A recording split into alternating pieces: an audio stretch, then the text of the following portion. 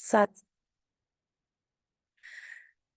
नमस्ते, सत श्री अकाल गुरु जी, सात संगत जी। आप सबका बहुत बहुत स्वागत है आज इस डिवाइन ब्लेसिंग्स की गुरु जी के, जिसमें हम कमांडर शर्मा अंकल के द्वारा लिखित पुस्तक दिव्य आशीर्वाद के लिए तैयार, जो कि ब्लेसिंग्स रेडी फॉर डिविनिटी का इंग्लिश ट्रांसलेशन है, उसे सुनते हैं। जब कोविड आया तो हम सब बहुत बहुत ब्लेस्ड फील करते थे गुरु जी की कृपा से, क्योंकि हमें ये सारी ब्लेसिंग्स गुरु जी की मिलती थी। जो संगत ने गुरु जी के साथ टाइम स्पेंड किया, और हम भाग भाग के लॉग इन करते थे जूम पे। गुरु जी की कृपा से वो हमेशा के लिए एक बुक के फॉर्म में हमारे पास है, क्योंकि हम जानते हैं कि आजकल मीडिया में कितनी मैनिपुलेशंस होती हैं, जो सत्संग को लेके भी people play with that. And इतनी खूबसूरती से लिखी हुई ये बुक हम तक पहुंच रही है गुरु जी की कृपा से। एंड जब अंकल शेयर भी करते थे तो जिस तरह से वो शेयर करते थे, तो वी यूज्ड टू से कि अच्छा, इसका मतलब ये है, the way Guruji is blessed him, we get to know the depth. And in my journey, this is my personal opinion, कि जो लॉजिक ओरिएंटेड ब्रेन्स है ना, उनको बहुत अच्छी तरह से आंसर्स मिल जाते हैं। The way uncle is being guided by Guruji to explain whatever is happened in his journey with Guruji Maharaj. English में इस बुक ने बहुत लोगों की हेल्प की, क्योंकि हम यूएस में हैं, तो बहुत सारे लोग हिंदी नहीं पढ़ सकते, बच्चे भी हिंदी नहीं पढ़ते, तो दे आर गेटिंग ब्लेस्ड। सो गुरुजी ने सोचा कि ओके, हिंदी वालों की तो होगी, कुछ इंग्लिश भी नहीं पढ़ना चाहते, हिंदी भी नहीं पढ़ना चाहते, वो सिर्फ सुनना पसंद करते हैं, because they are auditory person.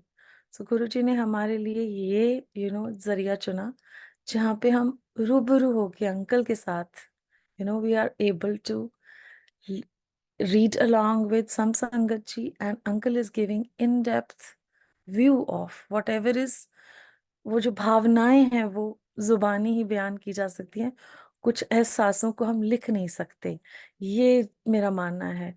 तो Guruji is the best giver, and this is post Shivratri here US.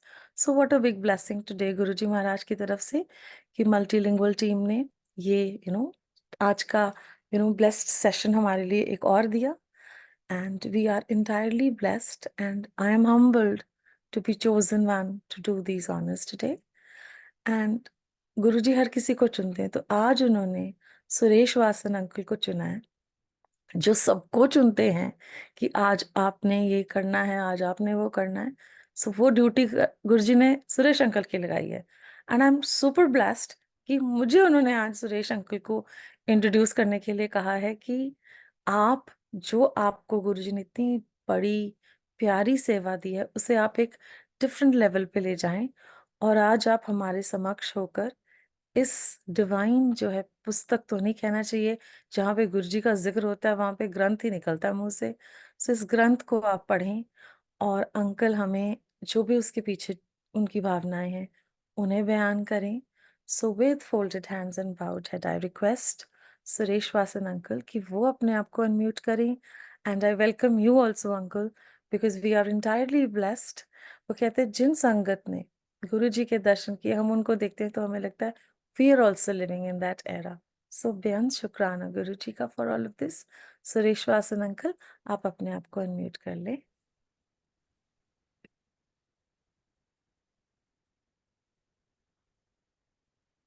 जय गुरु जी महाराज।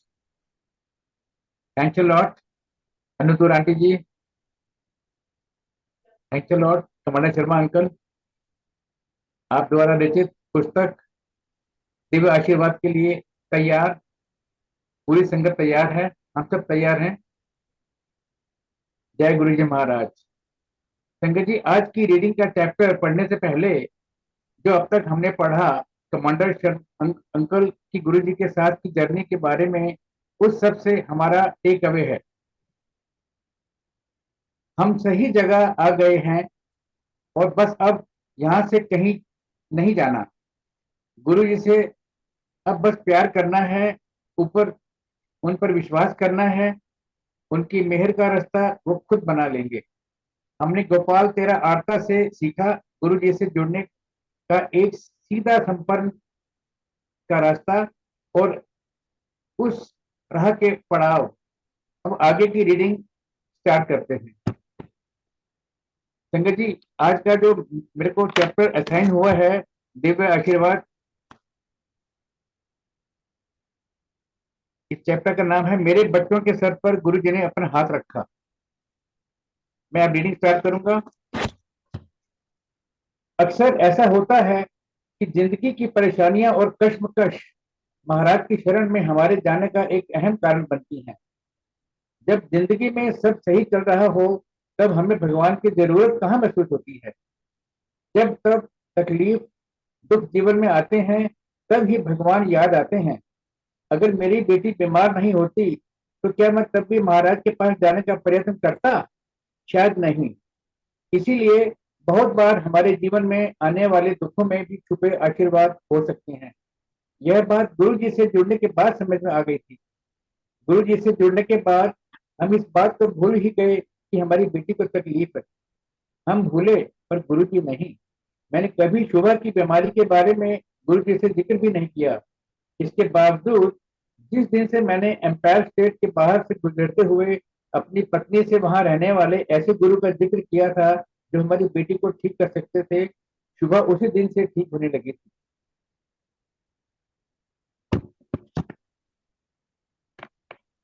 सुख भी मुझे प्यारे हैं, दुख भी मुझे प्यारे हैं, छोड़ू मैं किसे गुरु जी, दोनों ही तुम्हारे हैं।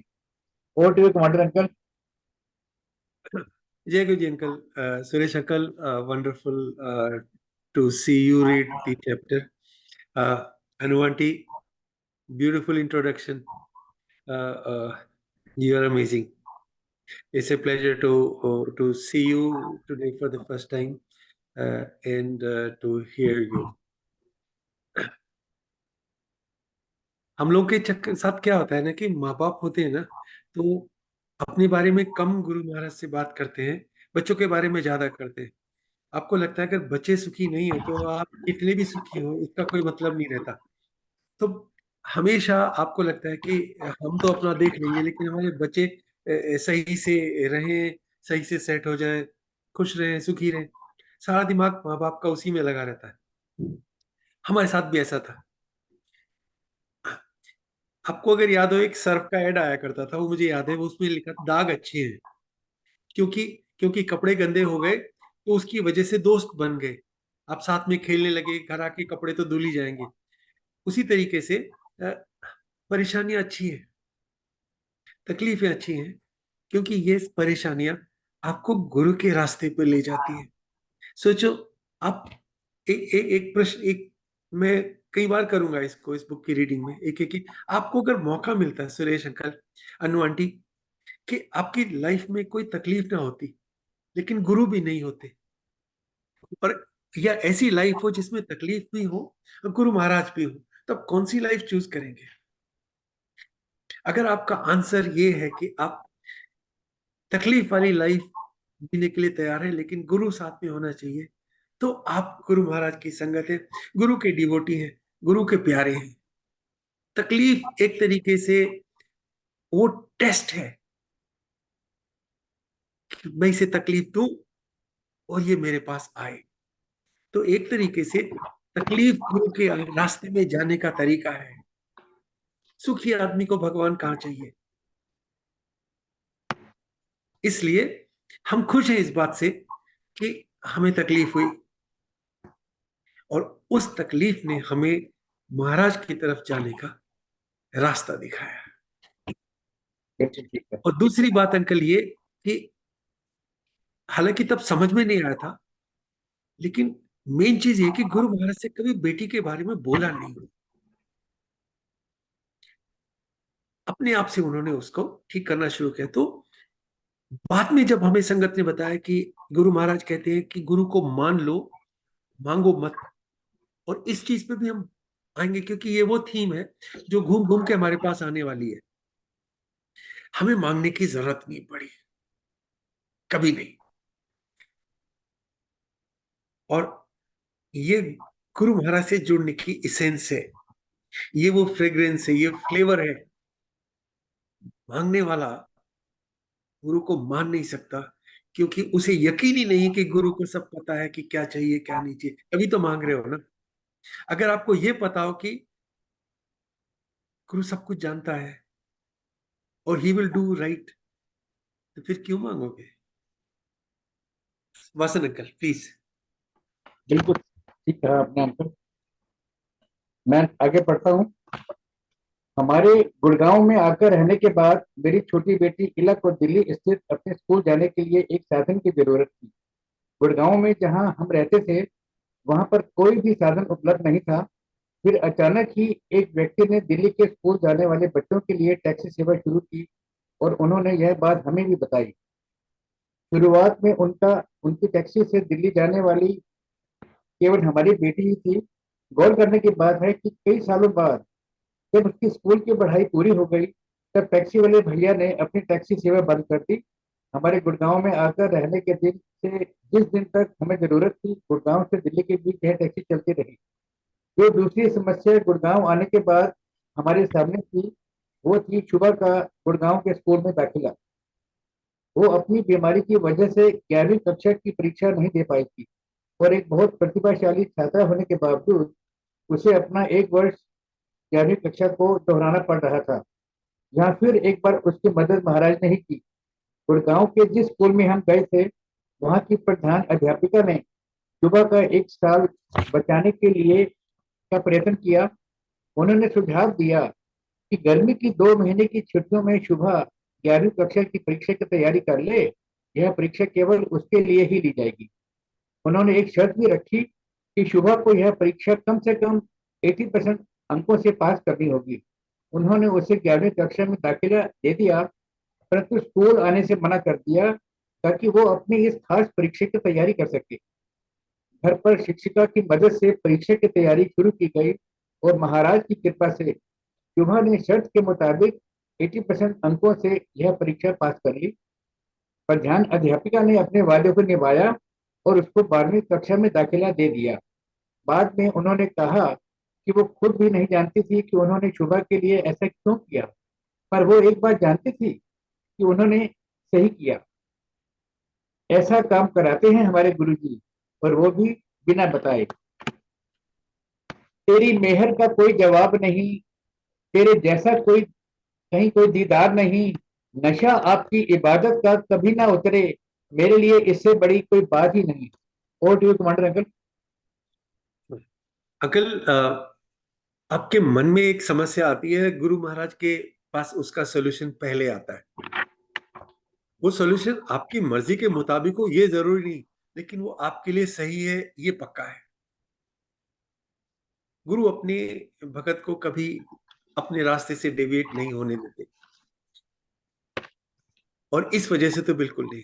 अपने आप से मुझे आज भी याद है जब हम बिटिया को एडमिशन कराने के लिए गए तो उसने उसके ट्रैक रिकॉर्ड देखा और कहा कि इसको तो 12th में होना चाहिए। ऑन अर ओन, बिना किसी इंसेंटिव के, बिना किसी मांग के उन्होंने कहा कि मैं इसको छुट्टियों में एग्जाम दिलाऊंगी, और कर दिया। और बाद में उन्होंने हमसे कुछ बोला भी नहीं, ऐसा भी नहीं कि उन्होंने किसी लालच की वजह से ऐसा किया हो, और साल भी बच गया और हम आगे बढ़े। तो गुरु महाराज को बिना बताए हुए पता था कि हम किस चीज से गुजर रहे हैं और हमें क्या चाहिए और उसके लिए बेस्ट क्या है। पसंद कर जी अंकल, मैं आगे बढ़ता हूँ अंकल। हम हर शनिवार को एम्पायर स्टेट जाते थे, इसलिए घर पर परीक्षा की तैयारी में मदद कर रही सुबह की अध्यापिका ने से हम शनिवार को थोड़ा जल्दी पाठ खत्म करने की विनती करते। हमने उनको कारण भी बताया। सालों बाद गुरु जी के चोला छोड़ने के बाद वो शिक्षिका भी बड़े मंदिर गई। अब उन्हें ये पछतावा है कि क्यों उस वक्त उन्होंने गुरु जी के पास जाने की इच्छा व्यक्त नहीं की। परंतु ये बात हम सब जानते हैं कि कोई भी व्यक्ति गुरु जी के पास अपनी मर्जी से नहीं आता। गुरु जी ये ख्याल भी हमारे जहन में तब तक नहीं आने देते जब तक वो स्वयं नहीं चाहते कि हम उनके पास आए। अगर गुरु जी ने चाहा होता कि वो आए तो हमसे गुरु जी के बारे में जरूर पूछती, पर उन्होंने नहीं पूछा क्योंकि गुरु जी की आज्ञा नहीं थी। गुरु जी का बुलावा किसे और कब आता है, जिंदगी में जल्दी आता है या देर से, यह समय सीमा भक्त का मूल्यांकन करना का मापदंड नहीं है। गुरु जी अपने भक्तों में कभी कोई भेदभाव, कोई फर्क नहीं करते। जैसे माँ बाप अपने सब बच्चों से एक समान प्यार करते हैं, जैसे माँ अपने सब बच्चों से एक समान प्यार करती है। माँ शायद विभिन्न कारणों से हर बच्चे के साथ थोड़ा अलग व्यवहार करती हो, परंतु प्यार सभी को बराबर करती है। अंकल, इस रेफरेंस में मैं ये बोलना चाहूंगा कि गुरबाणी भी कहती है कि बिना गुरु के मेहर या आज्ञा के कोई उसका नाम ही नहीं ले सकता, पता भी नहीं बिल्कुल होता सही। गुरु की आज्ञा के बिना। कहा भी तो गया है कि हरि नाम की भूख हर कृपा से ही लगती है। और डू अंकल? अकल इसमें कहने को कुछ ज्यादा नहीं है सिवाय इसके कि गुरु की बहुत प्यारी डिवोटी है आंटी हमारी, जो शुभा को पढ़ाती थी उस समय में। और हर सैटरडे उनसे बोलते थे कि आज हमें जल्दी जाने दीजिए, हमें गुरु जी के पास जाना है। और वो हमें छोड़ भी देते थे, लेकिन एक बार भी उन्होंने नहीं बोला कि कौन से गुरु जी हैं, कहाँ हैं। और बाद में उन्हें रिग्रेट है इस बात का कि अगर पहले पूछ लेते तो शायद पहले आप आते, दर्शन करते। लेकिन बिनु हरि कृपा मिले ही नहीं संता। यानी आपको महापुरुष मिलेंगे, आपको डिवाइन से कनेक्ट होगा, ये भी उस डिवाइन की मर्जी से ही है। तो इसमें रिग्रेट की कोई बात नहीं है किसी भी तरह की। एक बात। दूसरी बात ये कि कल किसी ने गुरु के दर्शन करे वो बड़े डिवोटी, किसी ने नहीं करे वो छोटे, ऐसे नहीं होता है। या इनको गुरु कम प्यार करते हैं जो अब जुड़ रहे हैं, ऐसे भी नहीं होता है। क्यों, कौन, कब जुड़ता है, इसको केवल गुरु जानते हैं। और एक पर्पस होता है जो सर्व किया जाता है, वो महाराज का पर्पस है। क्यों है वो जानते हैं। इस आर्गुमेंट में पड़े बिना ये समझ लीजिए कि गुरु की संगत गुरु को उतनी ही प्यारी है, एक से दूसरे में फर्क नहीं है। और जो अब जुड़े हैं वो हमें ऐसे लगता है कि शायद गुरु महाराज से ज्यादा अच्छे से जुड़े हैं, उनके ज्यादा प्यारे हैं, क्योंकि उनके अनुभव हमारे अनुभवों के मुकाबले कहीं ज्यादा डिवाइन है। जी अंकल। बिल्कुल सत्य कहा अंकल आपने। मैं आगे बढ़ता हूँ अंकल। गुरु जी ने अपने अदृश्य आशीर्वादों से शुभा को ठीक कर दिया। उसकी त्वचा ठीक होने लगी। कुछ निशान थे जो समय के साथ साथ फीके पड़ गए, पर उसका दमा पूरी तरह ठीक नहीं हो रहा था। शुभा चाहती थी कि मैं इस बारे में गुरु जी से बात करूं, पर मैंने ऐसा नहीं किया। मैंने हमेशा उसे समझाया कि गुरु जी को मेरे बारे में सब कुछ पता है और उनको कुछ भी बताने की जरूरत नहीं है। सुबह ना नहीं सुनना चाहती थी और उसने मेरी पत्नी अपनी माँ को सिंगला अंकल से बात करने के लिए राजी कर लिया। सिंगला अंकल मेरी पत्नी और शोभा को गुरु जी के सामने लेकर जाने को तैयार हो गए। मेरा रवैया इन सब के प्रति ऐसा रहा जैसे मेरा इस सब से कुछ लेना देना नहीं था। कर दिया है बेफिक्र तूने, कर दिया है बेफिक्र तूने, फिक्र अब मैं कैसे करूं। फिक्र तो यह है कि तेरा शुक्र कैसे करूं। और यू अंकल? अंकल आप खुद जो चीज समझते जरूरी नहीं कि वो अपने बच्चों को समझा पाए। और शुभा ने कहा कि मुझे गुरु जी से बात करनी है, ब्लेसिंग लेनी है। आप मेरे बारे में नहीं बताते गुरु जी को। मैं बोलता बेटा उन्हें सब पता है, अब तक नहीं बताया, अब क्या बताऊंगा।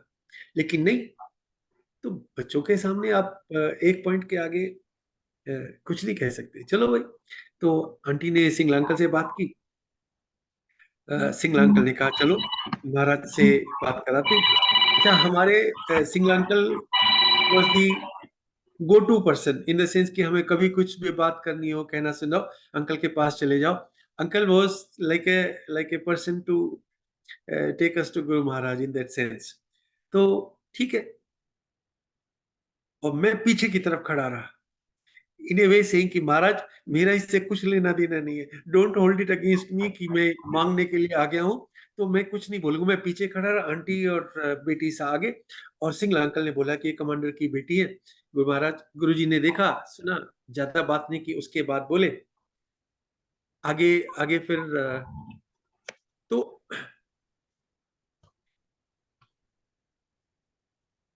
मैं इसमें इन्वॉल्व नहीं हुआ। और मैंने कहा कि आप लोग जाओ और बात करो। मैंने पीछे की तरफ खड़े होकर हाथ जोड़ के महाराज से मन मन का, महाराज मैंने अपनी तरफ से कोशिश की, लेकिन प्लीज अब ये सुनाना चाहते तो सुन लीजिए अंकल। जी अंकल। वो दोनों जैसे ही गुरु जी के सामने आई, गुरु जी ने मेरी बेटी के बारे में पूछा, उसका नाम पूछा और फिर हमको अगले दिन एक तांबे का लोटा लेकर आने को कहा। मैंने गुरु जी को बताया कि कल सुबह सुबह तो सुबह बेंगलोर जा रही थी। गुरु जी ने कहा कि वह एक दिन की देरी से उनका आशीर्वाद लेने के बाद ही जाएगी। हमने माथा टेका, चरण स्पर्श किए और आज्ञा ले ली। सुबह का 2 दिन के बाद दोपहर तक अपने कॉलेज की फीस जमा कराने बेंगलोर पहुंचना था। रात के 11 बजे थे जब हम एम्पायर स्टेट से सीधे हवाई अड्डे की तरफ उसकी टिकट बदलवाने के लिए निकले। जिस एयरलाइन का टिकट हमारे पास था, उसका काउंटर बंद होने का समय काफी पहले हो चुका था। पर हैरानी की बात थी कि जब हम हवाई अड्डे पहुंचे तो काउंटर खुला हुआ था और वहां पर एक लड़की बैठी थी। हमने उससे सुबह का टिकट एक दिन आगे स्थानांतरित करने की विनती की।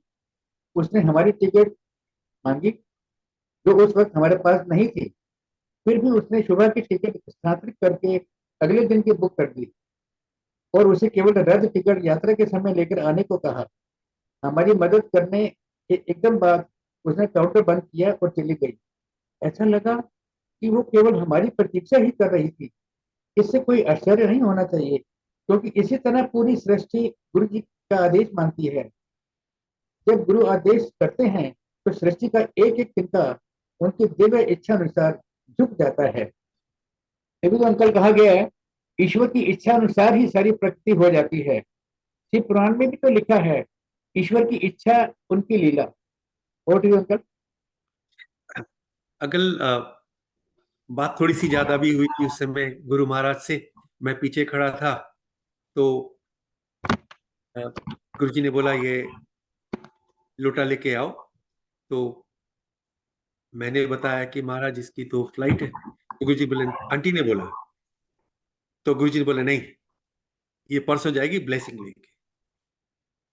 तो थोड़ी सी गुरु जी को बताने की कोशिश की, उस समय समझ नहीं थी इतनी। तो आंटी ने कहने की कोशिश की, महाराज उसकी तो फ्लाइट है, उसका एडमिशन, उसकी फीस। सिंगल अंकल ने इशारा करके आंटी को बोला और धीरे से कहा कि गुरुओं से बहस नहीं करते आंटी, चुपचाप मान लो। गुरु के आदेश का पालन करने में ही आपकी भलाई है।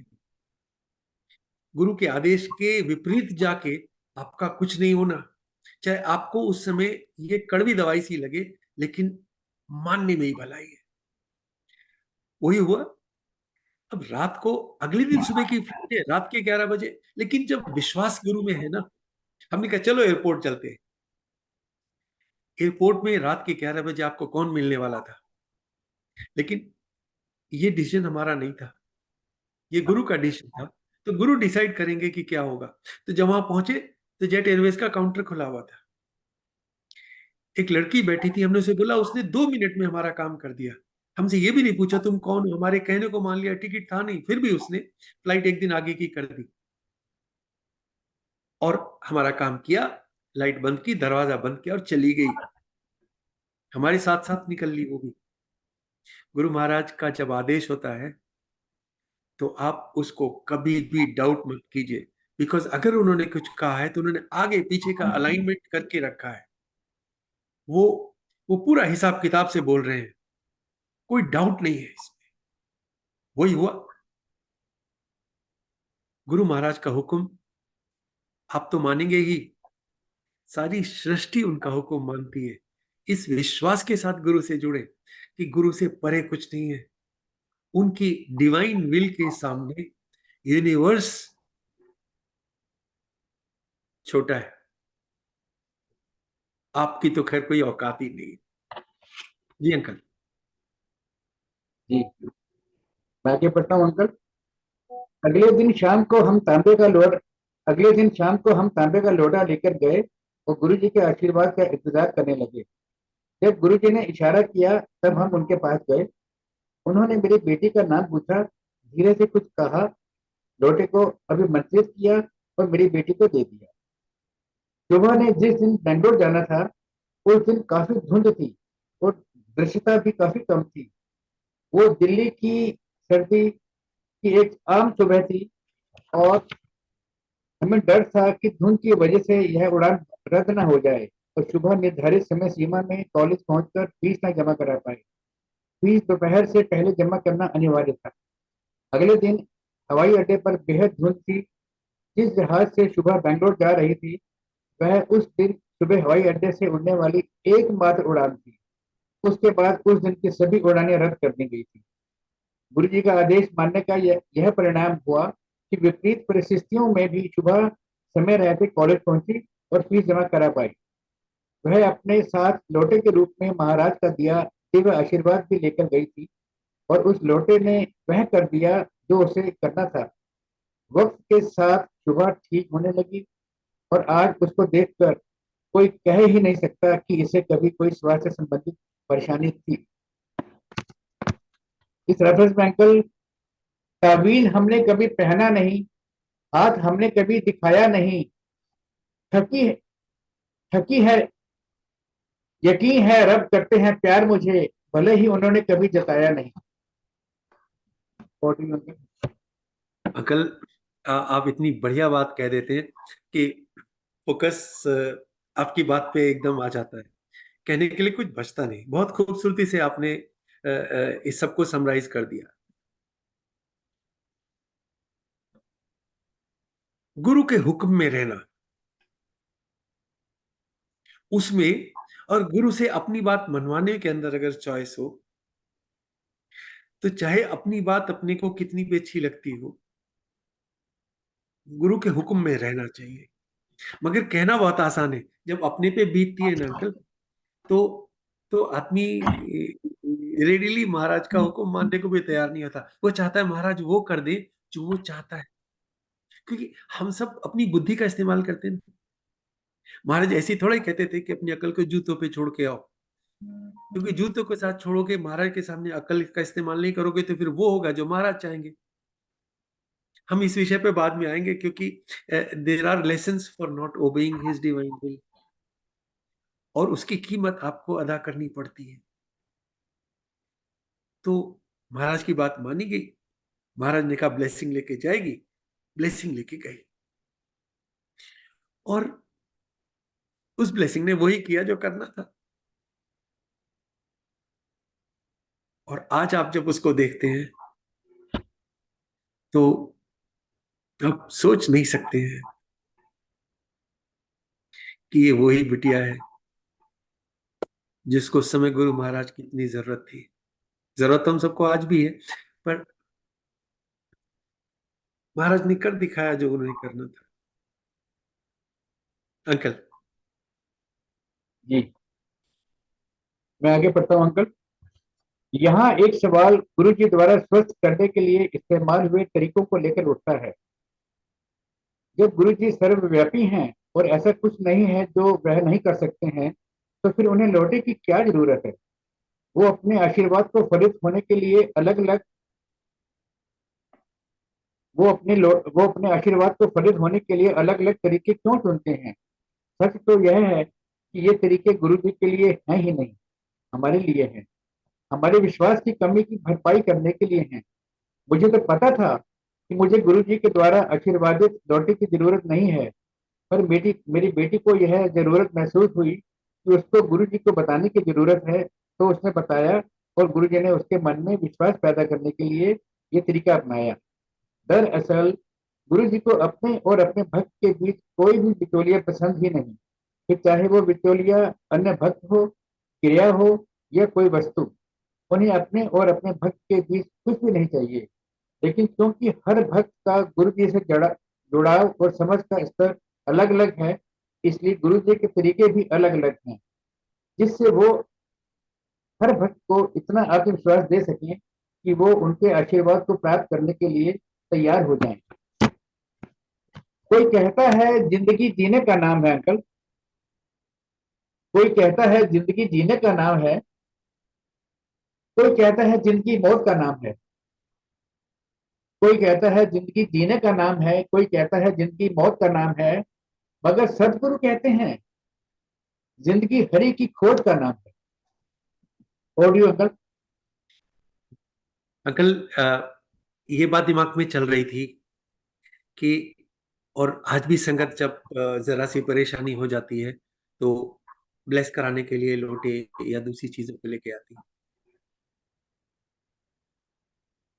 ये सबका अपना अपना मानना है, और इवेंचुअली हम उसी लेवल ऑफ अंडरस्टैंडिंग पे पहुंच जाएंगे वक्त के साथ जिसपे महाराज हमें पहुंचाना चाहते हैं।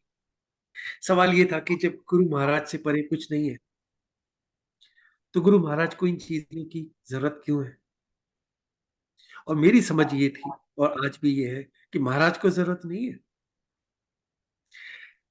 अलग अलग लेवल ऑफ अंडरस्टैंडिंग और कमिटमेंट और कनेक्शन की संगत को अलग अलग तरीके की ब्लेसिंग की जरूरत है। और कई बार महाराज को लगता है कि ये अभी थोड़ा कच्चा है तो इसको कुछ बिजी करने के लिए दे दिया जाए। और किसी को लोटा मिल जाएगा, किसी को स्वरूप मिल जाएंगे, किसी को बुक मिल जाएगी, किसी को कुछ और मिल जाएगा। लेकिन अल्टीमेटली आपको मिलना क्या है?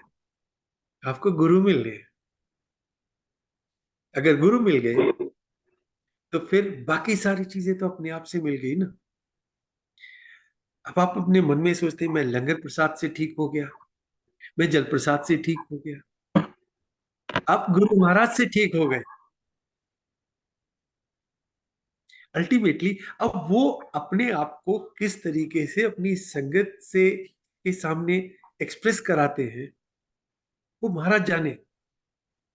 लेकिन भगत को एकदम से कनेक्शन हो जाता है, वो गुरु महाराज से कनेक्ट ना कर पाए लेकिन वो लंगर से कर लेंगे, लंगर से नहीं कर पाए जल प्रसाद से कर लेंगे, उससे ना हुआ स्वरूप से कर लेंगे, लोटे से कर लेंगे, किसी चीज से कर लेंगे।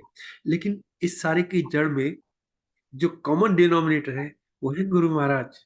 और एक बार आप गुरु से कनेक्ट हो गए, आप सोचो आपको चॉइस हो कि आप गुरु से कनेक्ट हो या आप लंगर से, तो आप किससे कनेक्ट होना पसंद करेंगे? उसमें जवाब है वसन अंकल। जी अंकल, गुरु जी को जिस भक्त के लिए जो रास्ता सही लगता है वह उसे उस रास्ते पर ही चलाते हैं। मैं अंकल इसको रिपीट करूंगा। गुरु जी को जिस भक्त के लिए जो रास्ता सही लगता है वह उसे उसी रास्ते पर चलाते हैं। हर भक्त गुरु जी से जुड़ा है पर हर एक का जुड़ाव अलग है। गुरु जी हर भक्त के आध्यात्मिक जुड़ाव के स्तर के अनुसार ही उसके लिए अपने तक पहुंचने का उपयुक्त रास्ता चुनते हैं।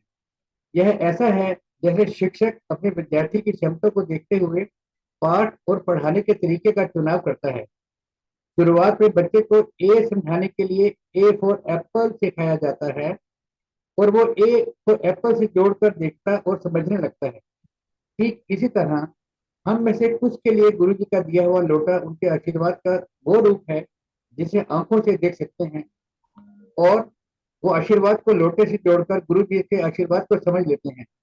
ऐसा ही हम गुरु जी के स्वरूप के साथ करते हैं, लंगर के साथ और मंदिर के साथ भी।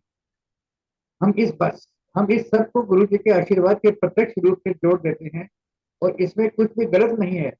पर जैसे हम सबके साथ यह समझ जाते हैं कि ए सिर्फ एप्पल नहीं है, उसी तरह हम भी गुरु जी के रूप में विद्यमान महाशिव के मूलभूत तत्व को सीधा सीधा समझ सकें और समय के साथ उनसे जुड़ सकें।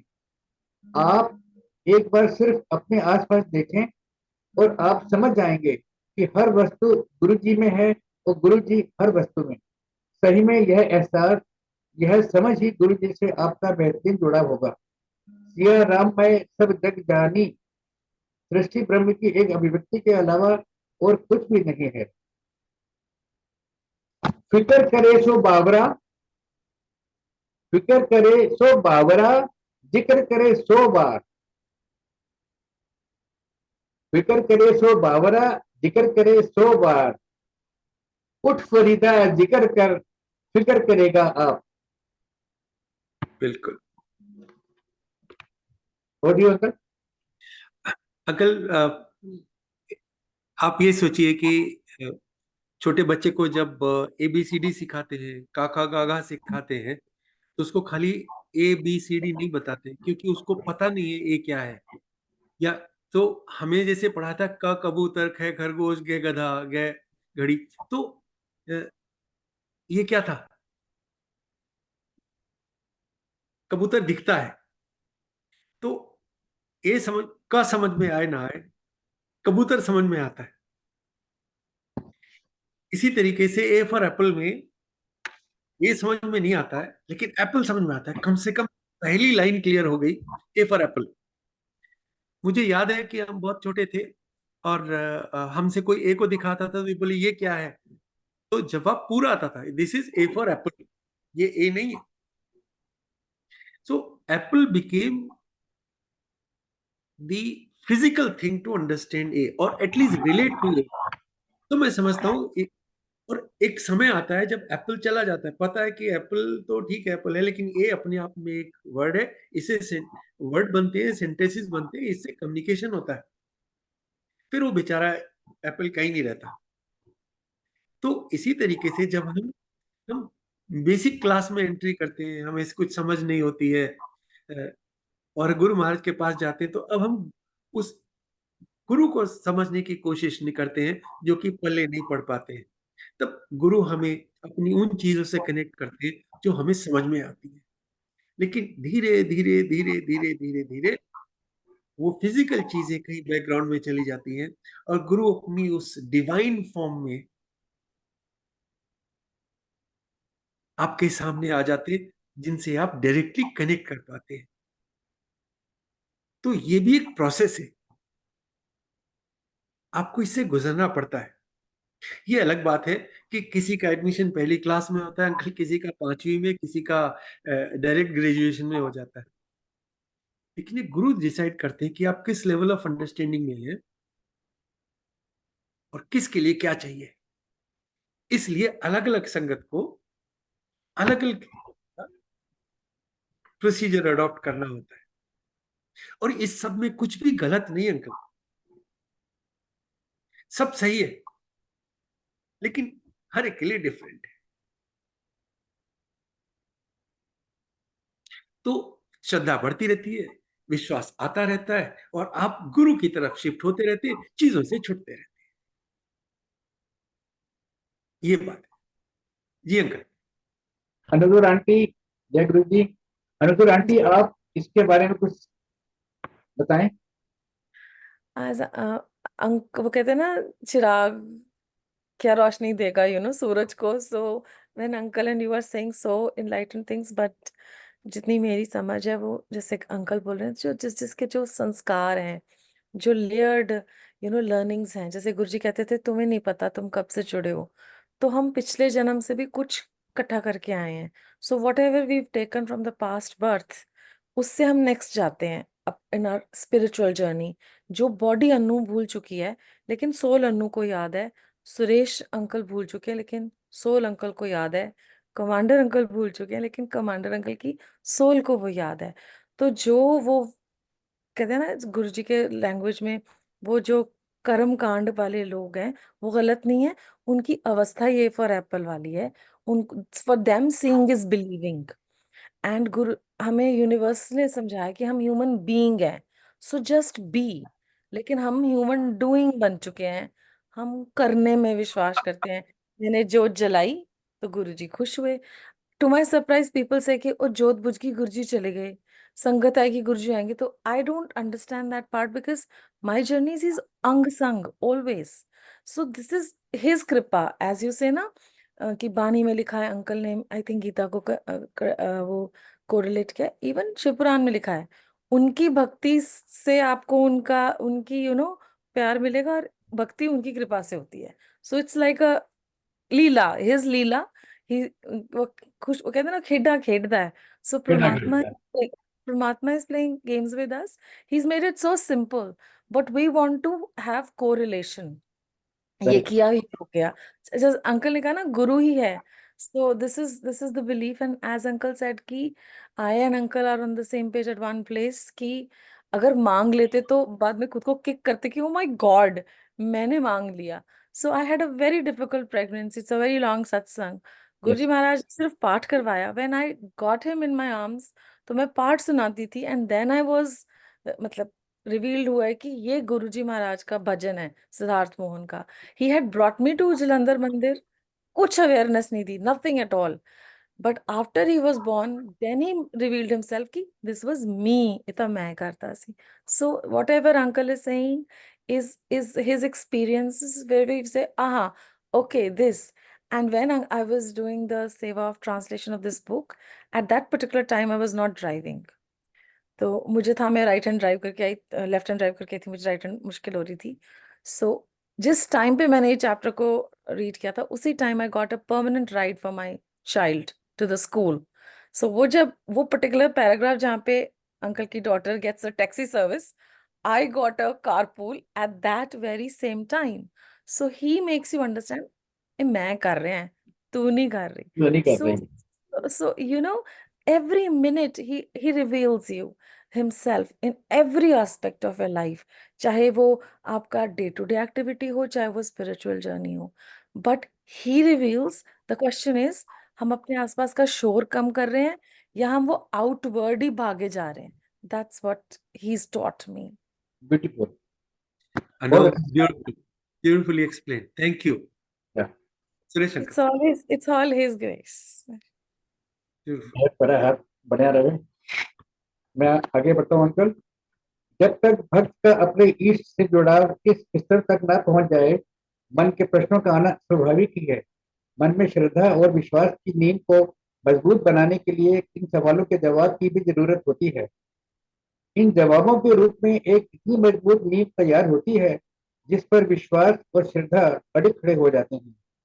भक्त को अपने सभी सवालों के जवाब भी मिलते हैं. हालांकि आध्यात्मिक जुड़ाव के परिपूर्ण होने पर सारे सवाल ही गायब हो जाते हैं और भक्त को फिर किसी जवाब की तलाश नहीं रहती. वास्तव में न सिर्फ जवाबों की, बल्कि किसी भी तरह की कोई इच्छा नहीं रहती.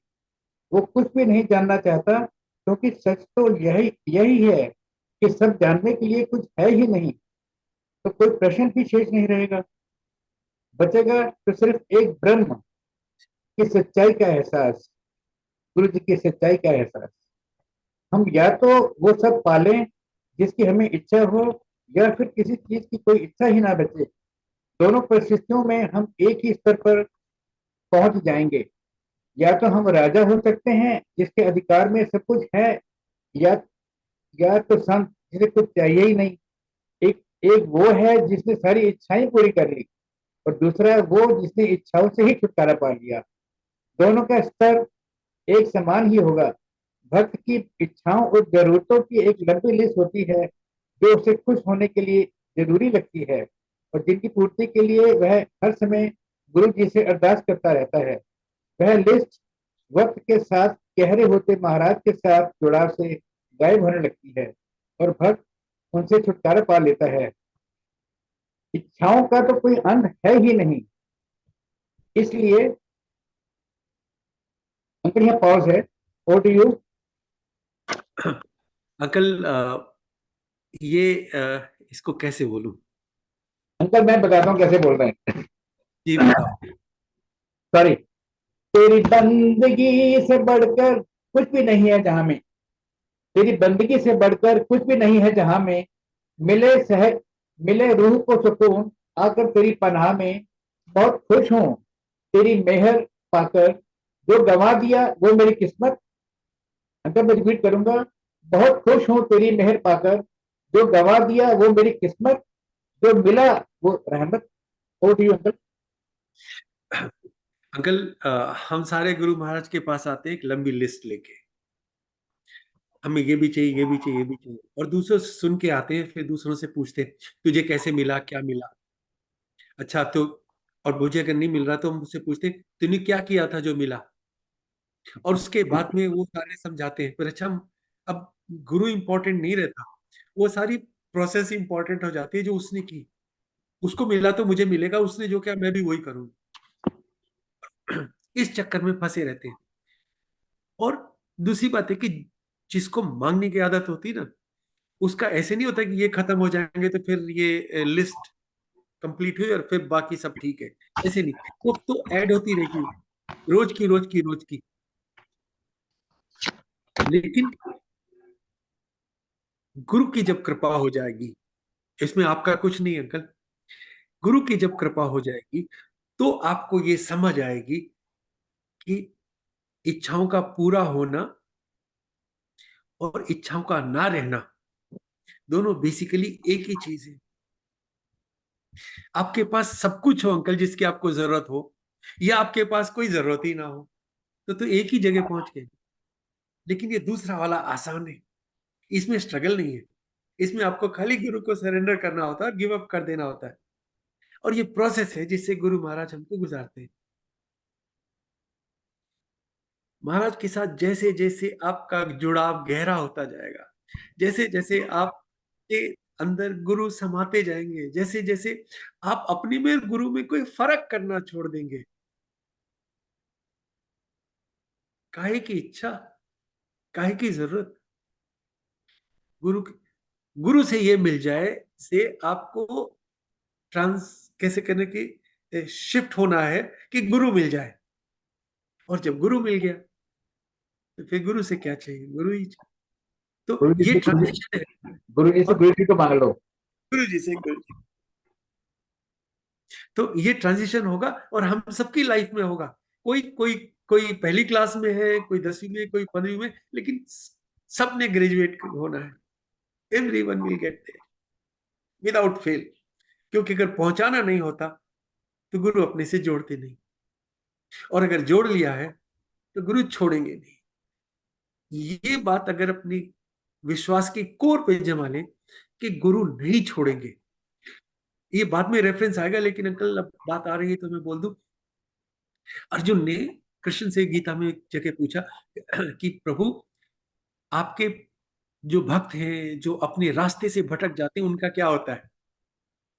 तो कृष्ण ने क्या बोला? मैं भटकने ही नहीं देता। बस यही, गुरु भटकने नहीं देंगे।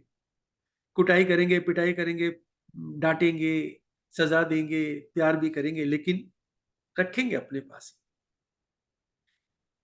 भले ही मुर्गा बना के रखें, लेकिन रखेंगे।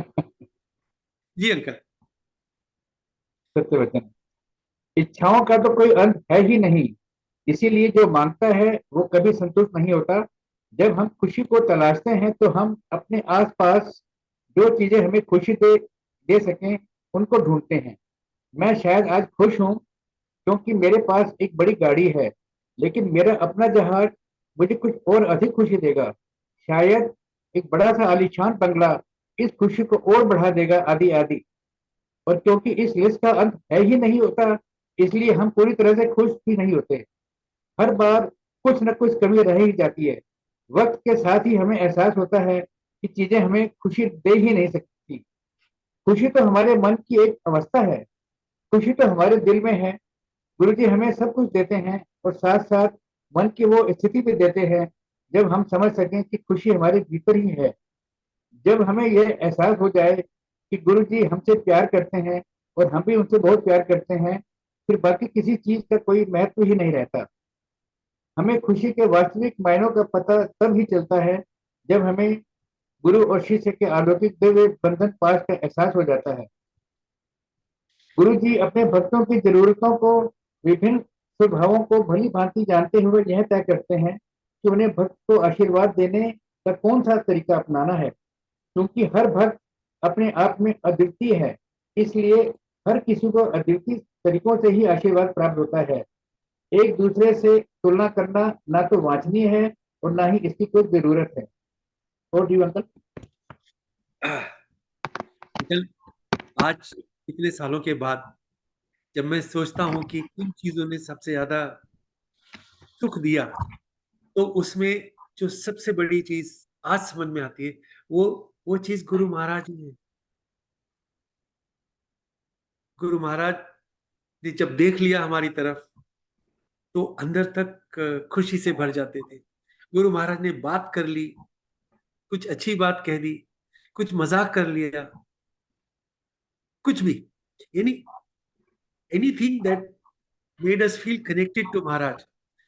और हर वो चीज जिसे लगा कि गुरु महाराज से हम जुड़े हुए हैं, उन चीजों ने जितनी खुशी दी, वो खुशी दूसरी चीजों को पाके कभी नहीं मिली। और ये मैं आपको दिल से बता रहा हूं, और संगत भी इस चीज को समझेगी कि गुरु से सबसे ज्यादा खुशी तो गुरु को ही पाके मिलेगी। हर वो चीज, हर वो एक्टिविटी जो आपको गुरु के करीब ले जाए, वो आपको खुश दे। तो सबसे बड़ी खुशी तो गुरु महाराज खुद में है।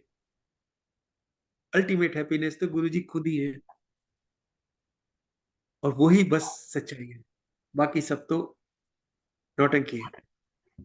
जी अंकल। मस्ती एक फकीर की मस्ती एक फकीर की पढ़ा गई ये पाठ। मैं रिपीट करूंगा अंकल। मस्ती एक फकीर की पढ़ा गई ये पाठ, गांठ में जिसके कुछ नहीं उसके हैं बस ठाठ। बहुत खूब, बहुत खूब, बहुत बढ़िया। और डू यू नो बस आंटी? आंटी आज की असाइन पेजेस यही खत्म हो गए हैं, तो मैं आपसे रिक्वेस्ट करूंगा अनु आंटी। बेअंत बेअंत शुक्राना है गुरुजी महाराज का। सटल चीजों में कितनी डेप्थ है। As we say it's simple and easy but we have made it difficult is the reality. मतलब बुद्धि लगा के इच्छाओं को नहीं, मतलब सोचना कि आई नो बेटर। जबकि गुरुजी महाराज सिंपल कह चुके हैं ना कि I know the best for you and I will give you the best. But हम जैसे अंकल बोल रहे हैं कि we just keep on adding adding to our list. So बहुत शुक्राना है कि वो हमें रिमाइंडर देते हैं एवरी डे। क्वेश्चन ये है कि हम फॉलो करते हैं कि नहीं, दैट इज द जर्नी। सो बहुत शुक्राना आपका, for this book that Guruji made you write, uncle, and we are getting one-on-one detailed, insights कि पीछे क्या हुआ था। और वासन अंकल, आपने तो मतलब कहते हैं ना, वर्ड्स को इतने ब्यूटीफुली अपने उन कपलेट्स के साथ कंबाइन करके उनको एक नेक्स्ट लेवल पर ले गए। So amazing guidance of Guruji Maharaj that you did. And synopsis में जिनको वो पोएटिकल नीड है ना, उनको उनकी नीड पूरी कर दी गुरु साहब ने। सो वो कहते हैं ना कि हम कहते हैं wow Guruji, and he says this is nothing, अभी there is one more step, and that is what he made you do today. So शुक्राना गुरुजी महाराज का for revealing the literary side of Suresh Vasan uncle to all of us today, and amazing session. And Guruji Maharaj, क्योंकि आज बच्चों का था, तो as uncle said, बच्चे सबकी रूह होते हैं। सबसे बड़ा कर्मा हमारा वही है कि जितने हमारे कर्म कनेक्टेड है वो बच्चों के साथ है। सो गुरुजी महाराज सबके बच्चों को खुश रखें, उनकी तंदुरुस्ती बख्शें, उनको जैसे पंजाबी में कहते हैं गुरबाणी में चढ़दी कला च रखन। Same blessings for everyone. सरबत दा भला। पेरेंट्स का केयर रखेंगे तो बच्चों का भी केयर होगा। As we say he is already doing it, but absolutely. This is the universal ardas for everybody, that peace be with there in the whole world. Yes. Shukrana Guruji Maharaj. We'll meet next Friday, coming Friday, for the yes. next session. बेहद वासन शुक्राना। Uncle, just before you conclude, let me just say, एक साथ उस frame में दिखना जिसमें आप भी हैं, प्रिविलेज है। जय गुरु जी, थैंक यू सो मच। जय गुरु जी महाराज। अंकल, बहुत ही अच्छा लगता है, मैं जब भी कोई बुक का रीडिंग का सेशन सुनता हूँ और समझने की कोशिश करता हूँ, यहाँ तक कोशिश होती है कि उसको मैं उसके चिंतन करता हूँ। और आज शायद मैं पहली बारी किसी भी मैं किसी भी प्लेटफॉर्म से मैं पहली बारी आज मैंने रीडिंग की है शायद, मतलब आपके बुक की। तो बहुत बहुत शुक्राना गुरु जी महाराज का, महाराज की कृपा हम सब पर बनी रहे। Thanks a lot Anu aunty for your bridge for narration. गुरु जी महाराज चढ़ते कला च रखन सब नु। आंटी आप आगे दिलवाएं प्लीज। जय गुरु जी। गुरु रूप संगत जी, अब हम गुरु जी से आज्ञा लेंगे अगले फ्राइडे मिलने के लिए। ये चैनल एवरी डे चलता है, so there would be the circulars coming up, but for this book reading हम फ्राइडे को मिलेंगे, फिर रूबरू होंगे कमांडर अंकल के साथ, गुरु जी महाराज की इसी ब्लेसिंग्स को आगे बढ़ाते हुए। आप अपने आप को अनम्यूट करके आज्ञा ले सकते हैं।